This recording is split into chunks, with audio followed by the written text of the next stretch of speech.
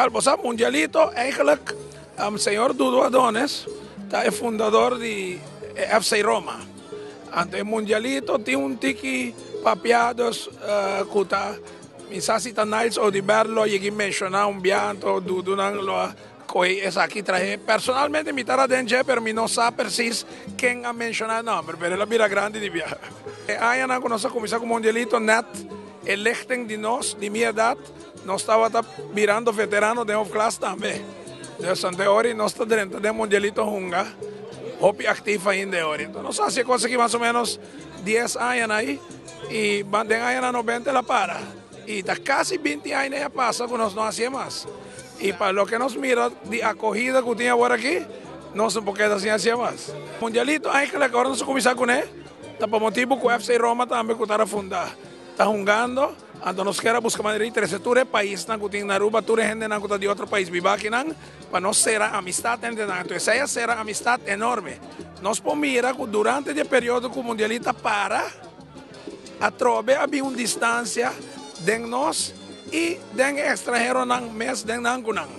Por mira una alegría enorme ayer anoche y me te segura de noche con extranjero nang volver pegar a otro para sobre nanta hayanang de un mundialito hopi más cerca de otro. Y natura pidimos para no stop que es aquí. Entonces nos avisa de parte de Bobario nos que vaya a hacerle cada 2 años. Junto con Europa Cup, junto con Mundial. Yo sobre cada 2 años voy a tener chance bom para traer y ves aquí. Mundialito significa hopi cos. Kita quer despedir com nossa honra em Hope Class tanto aí da cota com serviço da beira Hope tempo campeão. Então nossa pensa com polaga futebol vai zomar. Então chega um momento agora que o desenvolvimento do país a começar. Então tá Hope renda que não. Kita quer abrir nossa mira 8 times. Pero tempo não tem muito mais que ser. Então agora que nós tem italiano, nós temos brasileiro, nós temos turco não. Nós estamos venezolano, hopi nação exa fora disso aqui não, que estava tão de campeonato também. Mas sobre aqui que Turquia é uma, para nós atender de jeito e nossa desenvolvimento com nossa forma de jeito, estava para lagar para o todo país, o que vivano na Aruba, toma parte de jeito e ele resulta hopi bom.